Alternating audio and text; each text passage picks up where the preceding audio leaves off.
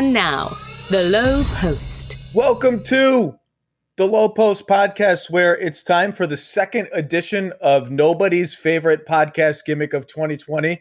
So where the hell were we?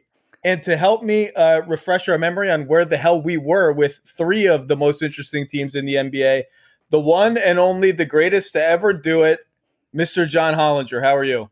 Thank you for the far too kind words, and thanks for having me on the show. I'm doing great.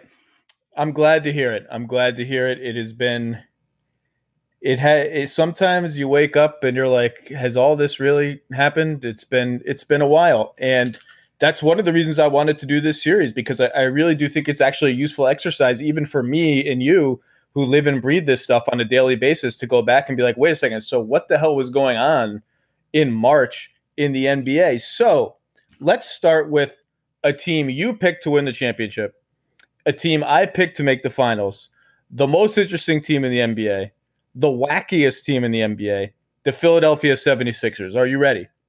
Yeah. Yeah. This is an interesting one.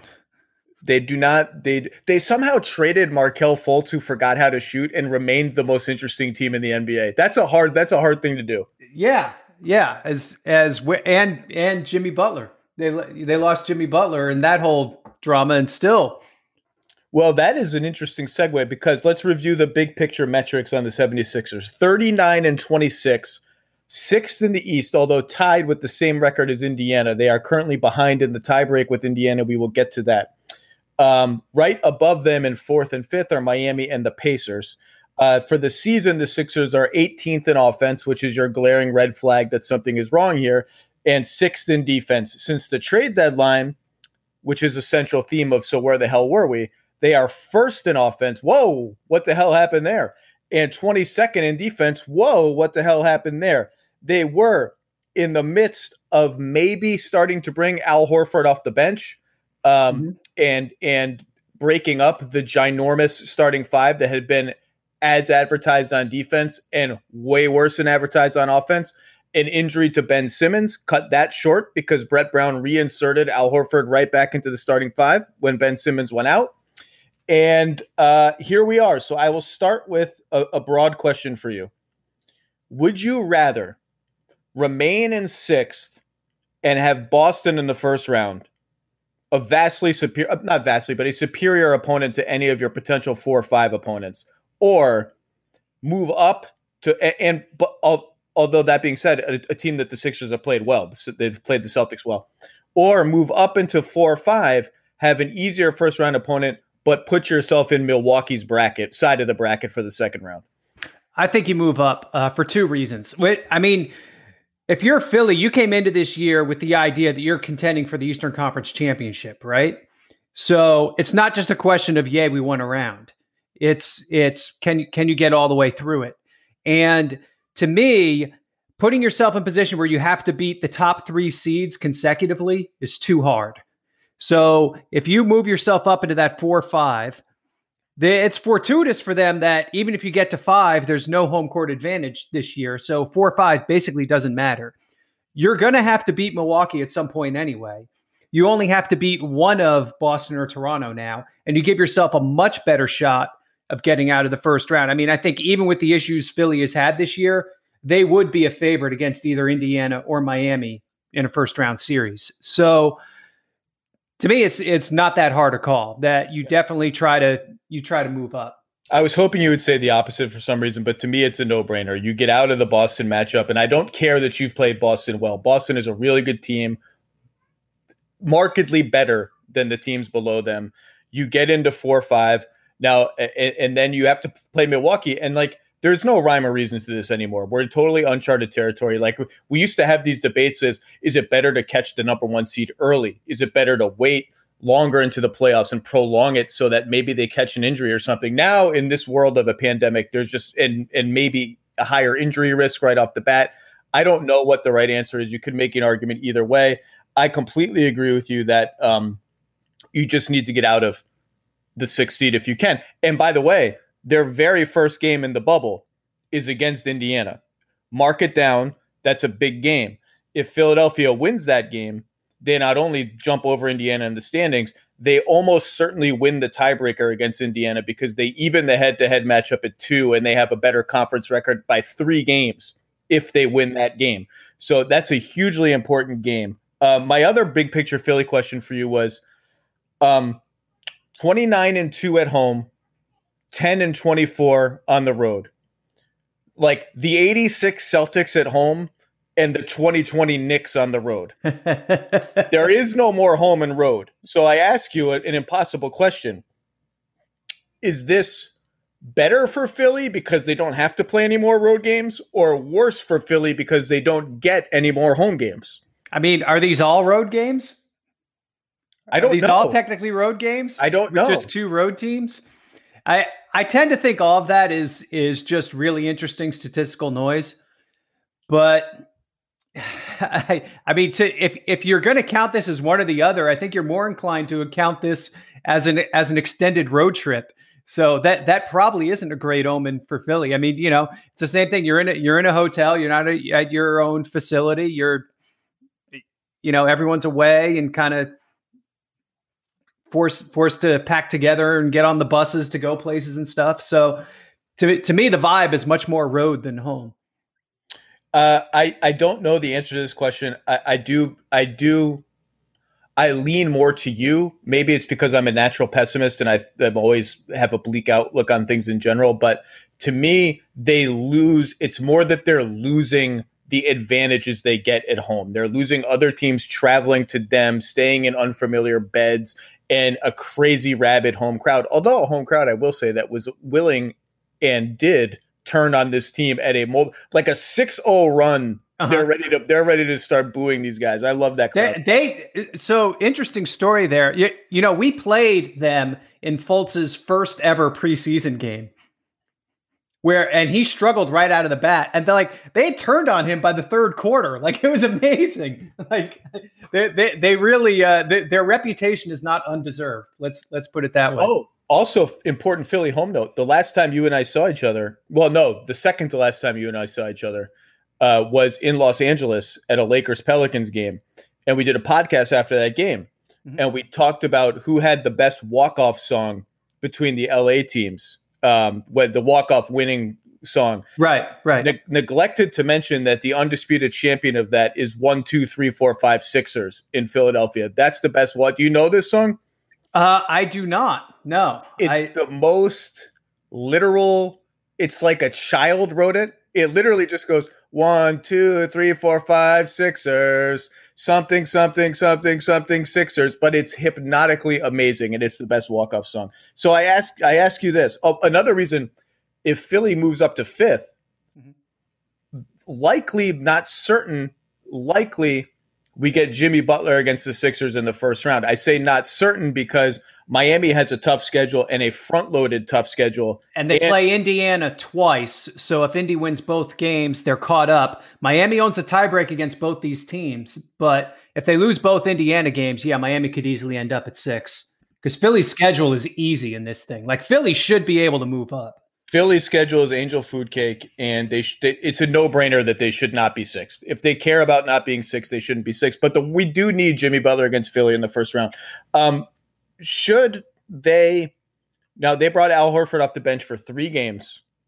One of those 3 games was a home win against the Clippers, which I think was one of the best games in the NBA all season in terms of level of play, and I think a tentpole game for the Sixers, one that they look at internally as that's the team we kind of envision being. We're proud of that game. Then Ben Simmons got hurt. All of that was cut short. If you're Brett Brown, do you go right back to bringing Al Horford off the bench? Here's the thing about the Sixers that was interesting to me when I was looking at their stuff. Al Horford's played 2/3 of his minutes this year at center. He's actually mostly played center because between them subbing out early when Horford and Embiid both play, or Embiid not playing and Horford being at the 5, he's actually played mostly at the 5. Now, you're going to have to play some stretches with them two together no matter what. But I guess I'm dodging this a little because to me, the far more interesting question is not whether you start Horford, but whether you finish with Horford. Sure. And it just seems to me that the pieces have never totally fit with Horford and Embiid and Simmons. Like you get a maximum of 2. to really make things work, and that they need more perimeter craft around those three players in terms of shooting and ball handling, whether that's a Shake Milton or an Alec Burks or a Korkmaz or somebody, even though, those guys haven't exactly set the world on fire, just the fit with the overall unit and what they can allow Simmons and Embiid to do is so much better. It is a little bit of a red herring as a question because there are going to be a certain number of Embiid plus Horford minutes in your rotation. To your point, the larger issue might be how many of those minutes also come with Simmons on the floor. I do think it's an important question, and I liked the way they looked bringing Horford off the bench. Again, I might just be being swayed by a couple of really good games collectively that they played, a tiny sample. But for the season, they're -9 with a horrible offense when Simmons, Embiid, and Horford play together. And to your point, when any two of them play without the other, they're pretty damn good. And some of this will obviously be matchup dependent. There will be matchups that are friendlier to those three being on the floor together. I like the idea of, I don't know what they're going to do. I should preface this whole, but I don't know what they're going to do. I think had they stayed healthy, they would have leaned all the way into Horford coming off the bench. Once you pull that Band-Aid off, it's off. I like the idea of going back to that. Then the question becomes, who do you start as your fifth guy? You just named some of the candidates. I don't really have a passionate argument for any of them. I think Korkmaz has had kind of a sneaky good year for them, but he introduces a defensive weak link. Yeah, absolutely. What's really interesting about them is even when they look horrible on offense, their best lineups are equivalent to the best defense in the entire league. And in the end, that's how they're going to win. So I don't know what the right answer to this question, but I do lean to, can we cut the minutes all those guys play together by 15%? I think that probably helps them. Yeah. And then the other thing that does, I think, is it allows Tobias Harris to play more minutes at the 4 too, which is where I think he's better and where defensively I think it's considerably better. By the way, I mentioned all those players. I left out Matisse Thybulle, who obviously would be a candidate there as well. I don't think he is going to be maybe he would. I believe that he may have started one of the games. I can't remember. Glenn Robinson III started 2 of them, maybe. Yeah. And the Korkman, I started 1. Korkman. The Korkmaz and Ben Simmons have a sneaky little 2-man game going on where Korkmaz screens for Ben Simmons and flares out. It's a sneaky little treat. He's got some stuff to him, and he's still 22. I mean, he's still young. I was a little surprised they didn't pick up his option, and then I was very surprised the league let Philly get away with bringing him back on a 2-year minimum. I thought there were rebuilding teams that should have taken a shot at him. He does have some stuff to him. He has a little one bounce floater kind of game. He competes defensively. He's been exposed a little bit when they try to put him on point guards who are just too quick for him. And it's interesting because part of the strength of their defense is not only do they have outstanding top end defenders in their best lineups, but they put out defenses. They put out a lot of lineups where you have no weak link. The closest thing is Tobias Harris, who I think has made meaningful strides. And as you know from building teams, part of having a great defensive team sometimes is not having a weak link. Now you can have a weak link if your 3 or 4 other guys are just outstanding. That's what the Warriors have essentially been. But if you have no weak link, that on its own is really powerful. Yeah. Yeah. And that's where that's what we saw in the Toronto series last year, where it just the floor looked so small for the Raptors in that series. And they ended up pulling it out just because Kawhi was amazing and they were able to, do just well enough against Philly's offense. But I think that's what they're looking at in the playoffs is, can they do that again against a team like Milwaukee, especially? In that series, obviously, the other notable thing about that Raptors-Sixers series was that Jimmy Butler really took the offense. It became his offense as a lead ball handler. They made an absolutely monumental decision to not bring him back and to effectively sign and trade him for Josh Richardson and Al Horford. I get what they were going for. You and I obviously liked their team very much before the season. They started 20-7 and have been 500 in the 38 games since, so it didn't last. I think they anticipated between Richardson, who's a decent secondary ball handler, Harris, who's a decent secondary ball handler, Embiid in the post, and better overall passing with Horford, and importantly, some development of something of a jumper from Simmons. Yeah, I think that's the biggest one. Yeah. That they could compensate for the loss of the only thing on their team like a lead ball handler, and it has not happened yet. Yeah. I don't fault them for the decision necessarily. I can't do it now because I picked them to make the finals. I still think they have the chance to be a good playoff team, but I do think they'd be better right now with Jimmy Butler. Now, maybe not because of chemistry. That's the other thing. You know, how was his relationship with Brett Brown? How was his relationship with the Stars? But you know, from being inside a team, like those are the decisions that you can't get back, that you lose sleep over for weeks and weeks because they really define your team. And that one, and Jimmy Butler has been the protagonist in Chicago. Moving off of him was a franchise-defining decision, and this one was pretty close to that. Yeah. It was interesting because at the end, I thought during the year, because you heard various mutterings during the year that maybe the fit wasn't so great with those guys, and like, you know, pretty shortly after the trade even. But after that series, when he took it over, I thought, okay, they may sit back and reevaluate this and just go ahead and give him the 5 years and take a run at this. So it's a little surprising in light of the fact that once you made those moves to go all in, which they basically did, once they made the Harris trade and the Butler trade, like they were all in with this team at that point.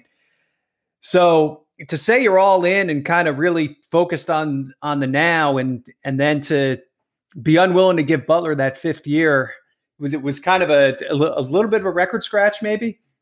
It was an interesting move to be sure. Now they still have cards to play. I mean, they still can make moves with these guys after the season and shuffle the deck again. And keep an Embiid Simmons core and still have other options around it. So that may be what they end up doing. But yeah, was it a franchise defining move? Yeah, I think clearly. And they do have this pick, this Oklahoma City pick, this top 20 protected pick that is it's top 20, right? That's very much top 20 protected. Yeah. It's a shame they don't play OKC in the last game in the bubble. That would have been amazing to see them tank the game to get a first round pick. I believe as of now they are getting it as of now, right? I think they just miss. I think they miss by half a game right now or something. But it's gonna get real close here. Yeah. It could come down to the, you know how they do the coin flip with the teams with the same record? Yes. This could come down to a coin flip. They got to televise that because I want to see the quality of the flip. I want to know, does the NBA employee who flips the coin, is he practicing for like a month? Right. If he flubs it, what if it hits a table? Is there a table within a 5-foot radius of the flip? I want to tell me what everybody would watch. I know, like the guy who holds the stopwatch in the lottery, that's a serious job. That guy practices that. Like that's a real anyway. So you want to know like where we are in the world, how crazy this all is? Okay. You know better than anyone as a math guy, that Portland in the West has this ridiculous advantage by virtue of having played 2 extra games. Yes. And 100th of a point. Yes. What's cool about 1,000th of a point. So. Yeah. Whatever it is, some decimal of a decimal. What's cool about Philly, Indiana, Miami is they've all played 65 games going into the bubble. So they're going to all finish with the same number of games. So we don't have to do any of this finagling and monkeying around with the winning percentage, all the traditional tiebreakers. So my brain doesn't hurt as much thinking about this as it does in the Western Conference, where I just want to start drinking 10 minutes into the thought process of what the hell is happening there. Have we missed anything on Philly? Are there any statistical indicators that you find very interesting about this team? We have barely even talked about Embiid, who Brett Brown says is in great shape. Simmons presumably is healthy. What have we missed? Is there anything you want to hit? The only thing I see with this team that's a little interesting is that you expect them to be, I think they were built to be awesome defensively, and they're good, but, you know, they haven't been awesome, right? they've been a good defensive team, and I think the way they were built, I think they thought they would be a phenomenal defensive team. So that's been a disappointment. And can they get to that in a playoff environment? Agreed. I think they can, and I think their best lineups have that profile already. And although I did not put him on either of my all defensive teams, I think that Joel Embiid, healthy and engaged, is the single biggest defensive force in the NBA, and changes games on that end of the floor more than any other human alive. And by the way, interestingly, offensively, although he's, I think, a little overrated on offense, given he's turnover prone and doesn't shoot it as well as you think, with Joel Embiid on the floor, their free throw rate is number 1 in the NBA. Oh, that's totally believable. Yeah. With Joel Embiid off the floor, their free throw rate is number 30 in the NBA. Wow. He's the only driver of free points that they have on their team. Wow. And I agree with you. Their defense has not been quite as good. They counted on we're a top 2 to top 3 defense, and they haven't been that yet, but I do think they can. And I do think that they present at least – nobody gives Giannis trouble anymore, but they at least have they don't have an answer. I don't want to say they have answers. They have better potential answers than almost any team in the NBA. They have three different guys they could put on him, and it's not laughable, right? Yes. When you look at Simmons, Horford, and Embiid, all three of them can potentially be put on Giannis, and you think, okay, we have a chance in that matchup. Let's move to team number 2 in this week's edition. All right. So where the hell were we? By the way, you get no prizes for participating in So Where the Hell Were We? You get nothing. You get nothing and like it. Who used to say that on SportsCenter? You get nothing and like it. That was an Olbermann thing, wasn't it? Was it Olbermann? God, that was so good. All the young people don't even remember what the Dan Patrick, Keith Olbermann thing. The Miami Heat are 41-24, fourth in the East. One of the best surprise stories in the NBA. 7th in offense for the season. 14th in defense. Since the trade deadline, they're 12th in offense, 14th in defense. They just made, before the season ended, a big-ish trade with your old team, acquiring Andre Iguodala and Jay Crowder to round out their wing rotation. Why do you hate Solomon Hill? And Solomon Hill.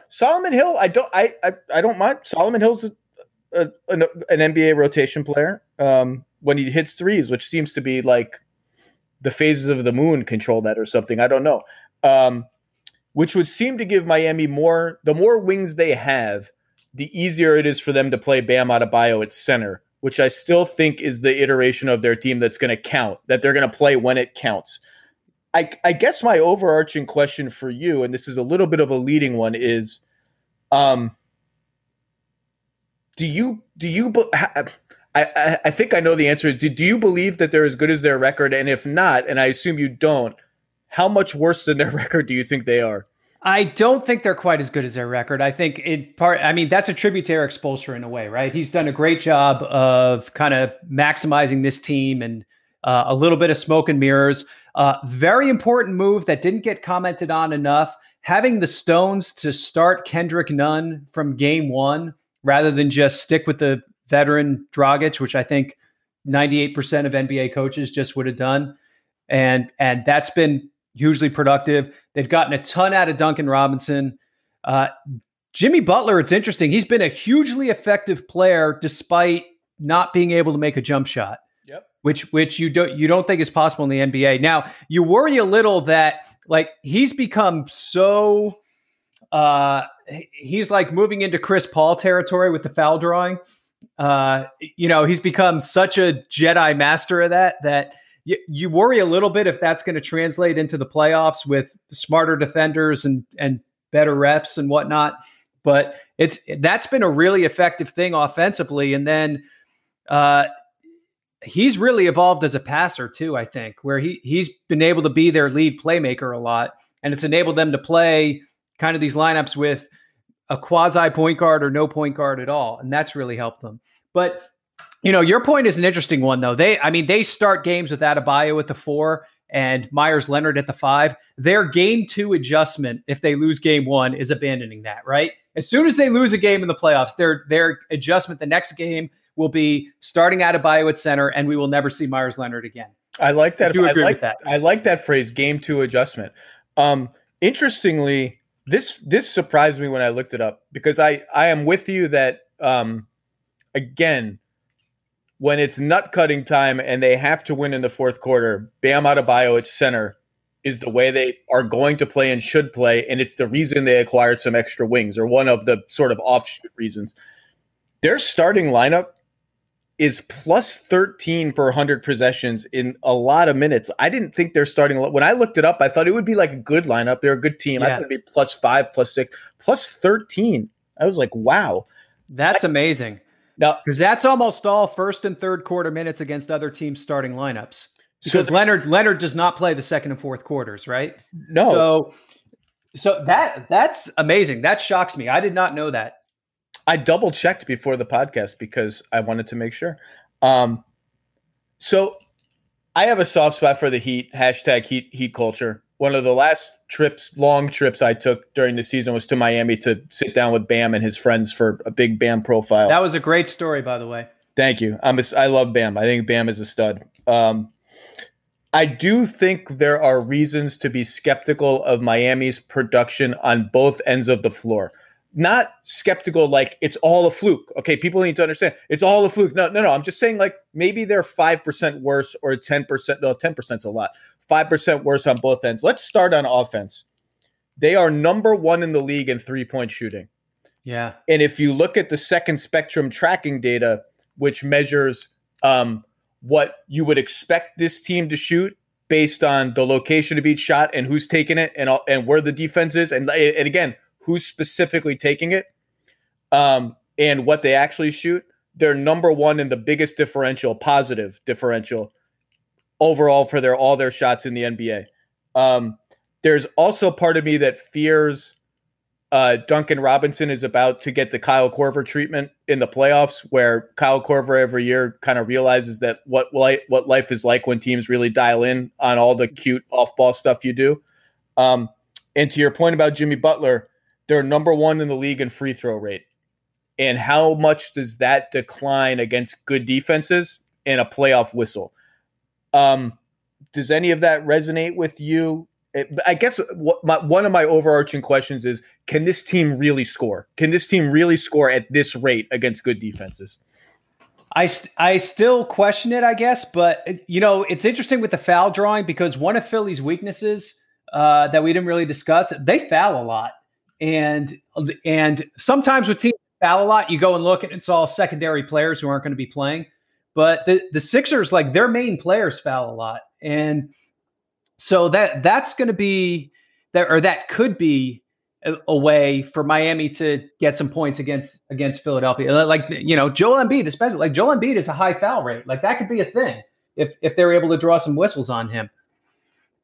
That said, I sort of share your suspicion. There's one perimeter ball handler that you're really scared about, right? And then you just have to lock in on Robinson, and kind of you'll live with the rest of it. I'm going to give them 2, because I think Dragic had a really nice year for them coming off the bench. And when you talk about, I think he's a 6-man candidate. And when you talk about what happens if they decrease their Myers Leonard, Kelly Olynyk minutes, candidate number 1 to play more, I think, is Goran Dragic. Candidate number 2 is Andre Iguodala, who it's like he barely got his feet wet in Miami before the season stopped. Yeah, that's going to be interesting to see how that works. And candidate number 3, I would say, would be to play Jay Crowder at 4 next to Bam. Andre Iguodala, Jimmy Butler, and Jay Crowder. A trio that, as you just alluded to, could be a part of their closing lineups. Maybe not. Between Duncan Robinson and Kendrick Nunn and Dragic, they have a lot of pieces. Derrick Jones, too. Derrick Jones Jr. is a really nice story. I'm glad you brought him up. Those 3 guys, Butler, Iguodala, Crowder, only played 26 minutes together before the season. I mean, that's nothing. That's like we've been podcasting for 26 minutes. That's nothing. Is there anything to you about Miami's defense, which is again only about 14th or something in the league? Is there anything that makes you worry on that end? I actually think they should be able to defend a little better than their ranking. I feel like they ought to be better than 14th, actually. I think they have pretty good individual defenders. Nobody who's really like a glaring kick me sign. I mean, teams will go after Duncan Robinson, but he's actually not terrible defensively. Some of those second unit lineups, when you get Dragic, Harrow, and Olynyk in there, like that's pretty flammable, right? But like the main 6 or 7 guys will be playing in the playoffs. You don't see lineups that teams can really go after. I think Spoelstra's done some interesting stuff with the zones. I think like Derek Jones is really good when they play zone. When they play some of these positionless lineups, point guardless lineups, they can go to zone and be somewhat effective. So I actually think they have some potential to punch above their weight defensively. I don't disagree. I think they're about what they are defensively. If there's a reason to be skeptical of them, it's that they allow the most threes in the league. And so you think, are they getting a little bit lucky? But then again, you start to think Milwaukee, Toronto, Boston, some of the other elite defenses have clearly figured out ways to allow a lot of threes and survive. And interesting trivia, according to the tracking data, Miami's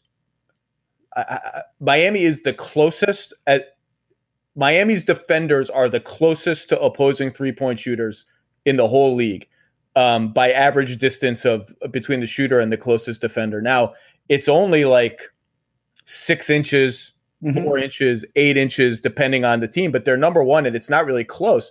So maybe they've figured something out about that. But I agree with you. They've got a lot of good defensive players. And Duncan Robinson, you said it. People will go at him.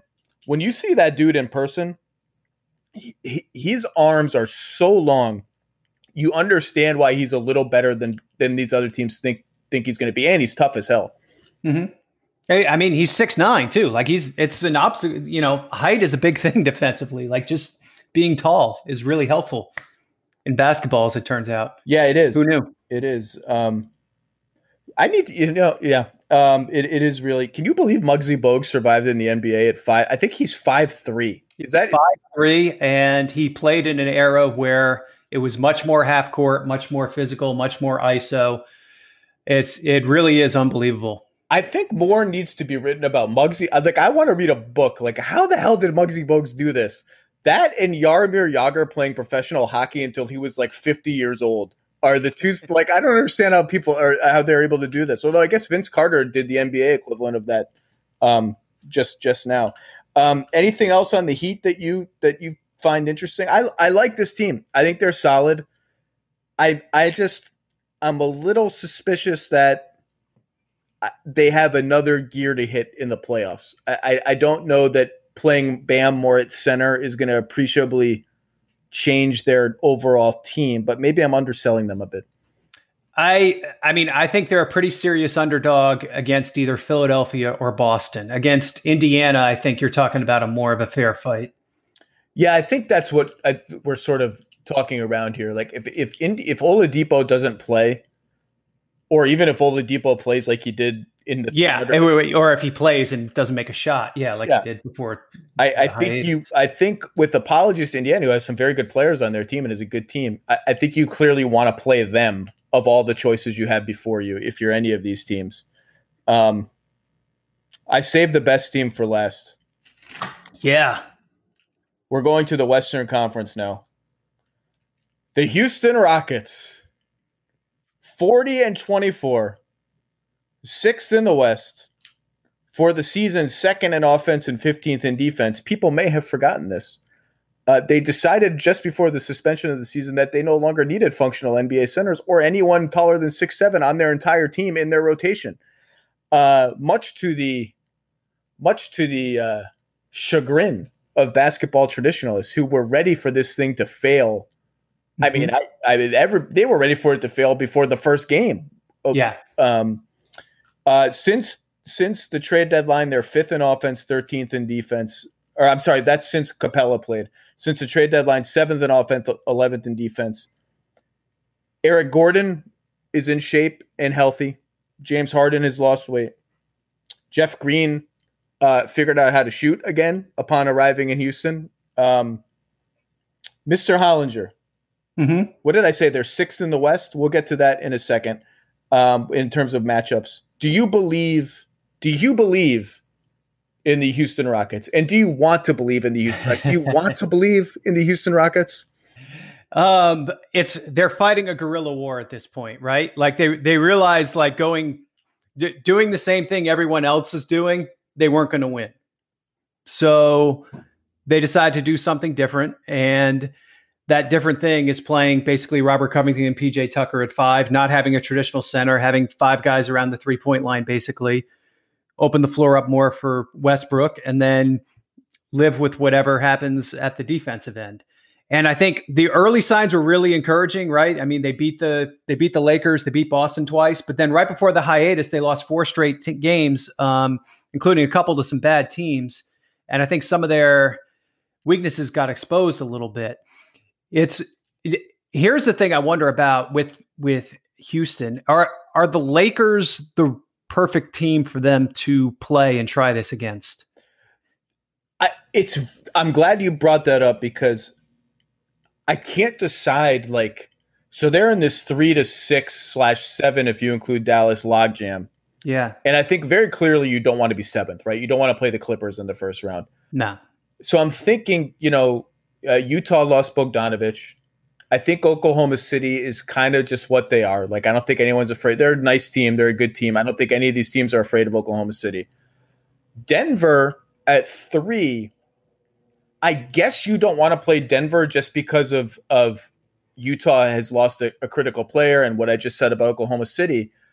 But number one, Houston has destroyed Denver head-to-head for the better part of 3 seasons now. At number 2, I'm almost rooting for that matchup because I want to see Jokic, even the slimmed-down Jokic, against a team with nobody within 5 inches of his height. And I can't decide, does Houston even care about that? And to your point about the Lakers, the biggest team in the league, a team that's made its bones playing big, does Houston care at all about does Houston care at all about their matchups? What do they prefer? I don't know. Yeah, it's odd to think this, but I think the biggest thing that could hurt Houston in a matchup against the Lakers is that they're awful at transition defense, and the Lakers are low-key really good at transition offense. And that's where the Lakers could hurt them the most, even though the Lakers are the much bigger team, and you'd think Houston would be able to outrun them. But Houston, Harden and Russ especially, they've always been pretty lazy transition defenders, and I think playing 40 minutes a game in this environment probably won't help that. I don't know.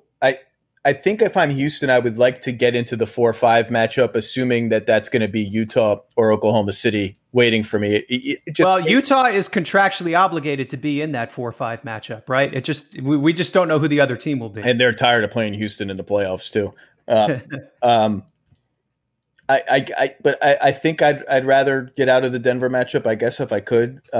But my take on Houston was before the trades, I didn't think they could win the championship or really were a serious contender. After the trades, kind of felt the same way. Didn't get much better. Didn't get much worse. With now months of time to look at it, I kind of still think that. However, I do think of everybody below the LA teams in the West, I think they have the best chance to pull off an upset of one of those teams. I think I would take them to pull that upset before Denver, and Dallas, frankly, might be next on my list now that Bogdanovich is gone in Utah. What do you? I'm not saying I'm picking them. I'm saying I think they have the best chance to be the interloper in the Western Conference Finals. But they're a high variance team, right? Like they have a wide array of outcomes. I think in most people's minds. If they lost in the first round, would anyone be surprised? No. If they made it to the conference finals, would anyone be surprised? Probably not really. So I'd put them kind of in that Boston-Toronto tier in terms of at the highest, who has the chance to be playing in conference finals or later. I think they have a chance to be doing that. Whereas some of these other teams that they share a similar record with in the West probably don't as much. And interestingly, the bigger teams that they've faced haven't really hurt them with post-ups, which is what everybody was focusing on. And Jokic, I think, could because he's that polished as a post player and as a passer. But where they have hurt them is offensive rebounding. And Houston is last in defensive rebounding since they stopped playing Capella. And they knew that. That was part of they knew they were going to struggle. Part of their calculus was, well, if you go for offensive rebounds against us and you don't get them, we're going to run and shoot threes and rain fire on you from above. And the other thing is they're second or third in forcing turnovers since playing without a center. So all of this is baked into the construction of their team. And their best lineup is going to be Russ, Harden, Gordon, Tucker, Covington. That group has barely played 45 minutes. The starting lineup with House has been plus 10 per 100 possessions. Basically, whenever Harden, Westbrook, Covington, and Tucker have been on the floor together, and you need Covington and Tucker because you need their collective length and defense, the Rockets have been very, very good, like plus 9 or plus 10. You throw Gordon in, if he starts making shots again, that is a really dangerous lineup. You still have House, Rivers. Then it gets a little dicey because you're into the Jeff Green, Ben McLemore, do I trust these guys territory. Well, I mean, with Green, Damari Carroll, Tyson Chandler, Austin Rivers, I mean, like, if you need to win a playoff game in 2014, the Rockets are covered. Wow. Like, they got it. Put those guys around Westbrook, man, you got yourself a squad. That's right. I do worry that I worry that they're one wing short of being able to play this way, which is a facile thing to say because no one has ever tried to really play this way before. And of course, all you need on your team is wings. So by definition, if you hadn't been really planning to play this way, you're probably going to be a wing short. I don't know that Damari Carroll or Luke Baamute, who they just signed, is going to be the answer. But I didn't mind the decision they made to mothball centers. Didn't bother me. I'm not a traditionalist. I think it makes sense. And I think this is if they can stay healthy, obviously, and if playing super small doesn't physically destroy Tucker and Covington, I just think I'm not picking them to make the conference finals by any means. I'm picking LA. I think they have more of a puncher's chance than the other teams, and I realize Denver fans are not going to be happy hearing that because they're third and they're a damn good team. I like the perimeter star power that the Rockets have. I agree with that. We need to talk about Eric Gordon a little because he had that 50-point game against Utah, and then he went right back to being really bad in all the games before the hiatus. And that's something, if he isn't effective, I think that really takes some of the juice out of how they want to play and lowers their ceiling pretty substantially. He's had the weirdest season and a half or whatever among all sort of semi-high profile players in the NBA. Every time he shoots, I still think it's going in, and then it's like he's shooting 29% or 31% from three. Yeah. So there is something to that, though, because teams, like players, will still run out at him because he's Eric Gordon. Even like Kyle Korver, teams will guard him a certain way, even if he misses his next 50 attempts, right? So he still has the same spacing effect. It's one of the oddities of your reputation almost counts more than your actual results at a certain level. I also wonder if they have not really played Covington at center. So like who's playing center when PJ Tucker rests is a big question for their team. And PJ Tucker don't rest much. That guy plays a lot. Jeff Green was the answer for the most part before the shutdown. Cephalosha, who just opted out, was the answer some there. I wonder if they might even get smaller and try Covington at the 5 with just a bunch of shooting around him. I could definitely see them trying it against units with backup centers. If teams are just going to play a regular backup center, or if you're trying to sort of bait the other team into also going small, so your disadvantage isn't as bad. I could see Luke Baamute playing that 5 role as well if he's healthy, which I think is that was a big question mark, right? Like he had issues with his knee when the Clippers signed him. So it's going to be interesting to see what kind of shape he's in. But and again, the centerless thing is so interesting because in a lot of ways it's the natural evolution of their team, right? So 3 years ago, Harden, Capella, pick and roll. That's the bread and butter. Harden discovers the step back three, doesn't need Capella anymore, doesn't need anybody to set picks for him anymore. They trade Chris Paul, a great shooter, for Russell Westbrook, a horrible shooter. Suddenly they have two bad shooters on the floor in Capella, who's total non-shooter, and Westbrook, and spacing gets a little dicey. Well, let's just dump Capella because we don't use him as a screen setter anymore. It's a very natural, I don't think planned, but yeah, looking backward, you can kind of see how you get from point A to point B. I just think they're really interesting, and I'm rooting for them. I'm rooting for them to find the best version of themselves because I like interesting stuff, and they're interesting. Yeah. Another guy we didn't talk about at the 5, Bruno. Oh, I had a feeling we weren't getting through this podcast without Bruno coming up. Yeah. I think the 5 is his best position, and he'll pop and shoot the 3, and I think that's how they want to play.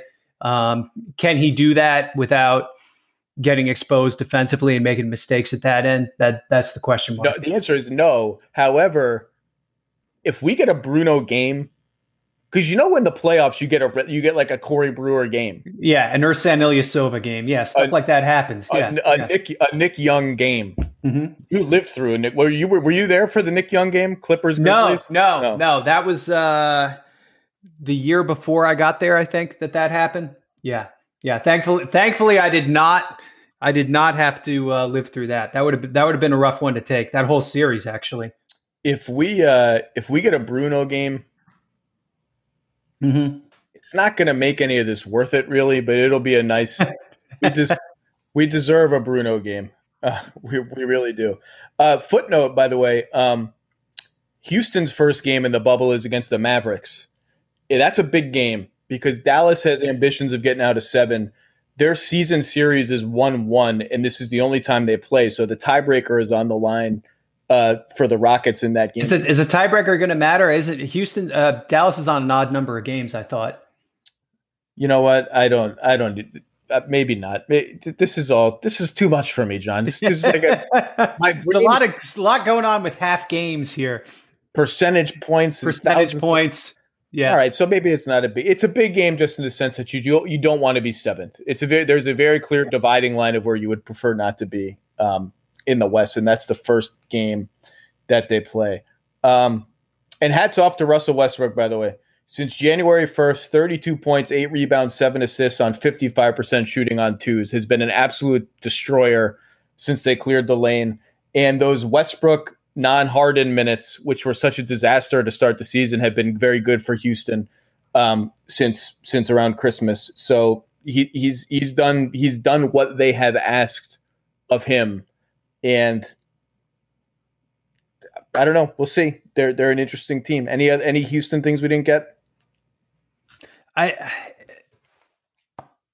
not sure I have anything. I mean, I think we just have to wait and see how this all. We didn't have that many games to look at post trade, and they were still figuring it out. And I think teams were still figuring out their response to them. Now, the one thing with Houston that I think is interesting, the point somebody made to me, is the novelty of facing that during the regular season goes away when you play against it in the 7-game series. So will teams by game 2, game 3, game 4 kind of figure out how to play against the centerless operation, figure out how to attack it, and suddenly we see advantages materialize that we maybe didn't see during this short number of games in the regular season.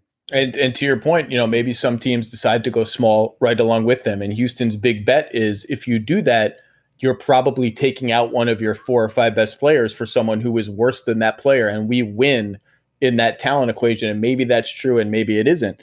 Oh boy, they are unfailingly interesting. Before I let you go, the 10-year anniversary of the decision is coming up. Ryan Windhorst wrote a great story about the decision. We will have more Heat-related decision content. What is your memory of the decision? Where were you? What were you doing? What was your reaction? What's your favorite decision story? So right after they get these guys, they do the 5-year deal with Mike Miller, which obviously Mike Miller helped them win a championship. No argument there. But they lock in 35-year-old Zydrunas Ilgauskas, 37-year-old Juwan Howard, 35-year-old Eric Dampier, 32-year-old Jamal McGlure. They went all in on these older guys when they already had kind of a deficit of youth on their team to begin with. And so around these three guys in their prime, the one young guy they had was Chalmers. And then they just didn't have anything else. So that first year it showed. And I think even the next couple of years, it really hurt them until they were able to get some younger guys into that system. I thought that was one of the key errors that first season. And it even hurt them all the way at the end. You know, you go back and look in that finals. I mean, they were starting Mike Bibby at point guard against Dallas. And I mean, asking him to guard some pretty small, fast players, and that didn't work out at all. I think he got DNP'd by the final game, if I remember right. You know, they had a 32-year-old Eddie House there. Like, it was just they put such an old team around those guys, and I think that was a real mistake. It is it is interesting to think about what the Heat gave up to. I mean, whatever you need to give up to get LeBron James and Chris Bosh, you do it. Yeah, you do it. Yeah. But they gave up 4 first-round picks in sign-and trades, including a pick that they had owned from the Raptors that they gave back to the Raptors for Bosh. And then, you know, they all took pay cuts to fit Mike Miller and Udonis Haslem. And although, as you said, Mike Miller had some big moments for them, including in the Oklahoma City finals, I think in their aggregate, he did not bring nearly the production that they expected him to bring over the seasons he was there, nor did Haslem. Or maybe Haslem did. They knew he was going to be a bit player / locker room presence. I just think bang for the buck, they didn't get what they thought they were going to get out of those guys, which left them scrambling. And luckily for them, the scrambling in part led them to Shane Battier and Ray Allen, and they did get bang for the buck from those guys. Those guys ended up giving them the production I think they thought they were going to get from Mike Miller. Yeah, exactly. And then, of course, they amnestied Mike Miller, and he signed with us for a minimum. So it worked out for everybody. And pissed LeBron off by amnestying Mike Miller. It was a hell of a 4 years. It was a brief 4-year run, but, you know, boy, that was an earthquake when the decision hit. That was an absolute sports news earthquake, the likes of which we haven't seen. I mean, even LeBron going back to Cleveland wasn't the same. Yeah, or Durant, or I mean, to have it with I think to have it with the three guys at once was such a what's the word I'm looking for? It was so mind blowing, because I think also people's default was that, well, he'll probably end up going back to Cleveland. He's from Ohio, he'll probably go back to Cleveland. So it was shocking. It was indeed. It was a lot of fun. All right, Mr. Hollinger, thank you for playing. So where the hell were we? We've now done 7 teams on So Where the Hell Were We? There are 22 total, so my basic math says I have 15 left to do. I'm not sure I'm going to get to all 15. I don't think all 22 deserve a So Where the Hell Were We? You're not going to do a show on Phoenix, Washington, and Brooklyn? I don't think so. I don't think we're going to get to those teams. I don't know how many teams we're going to get to, but I don't think we're going to get to all of them. Mr. Hollinger, your work is superlative as always for theathletic.com. You are also on a podcast with fellow nerd Nate Duncan. It's always been a pleasure reading you. It's a pleasure talking to you. I hope I get to see you at an NBA game before like 2022. I don't know that will happen, but I hope I do. Yeah, well, I hope so too, my friend. You know, speaking of where the hell were we? I mean, we were both in the Utah locker room after that game in Boston. Was it almost 4 months ago? And I can't remember where you were, but Mike Conley comes up to me and asks, like, "Are we going to be playing games without fans? Like, what's going to happen?" And we're like, "We don't know." It's been a wild 4 months, and just stay healthy, stay safe, and I'll see you down the line. All right, Zach. Thank you.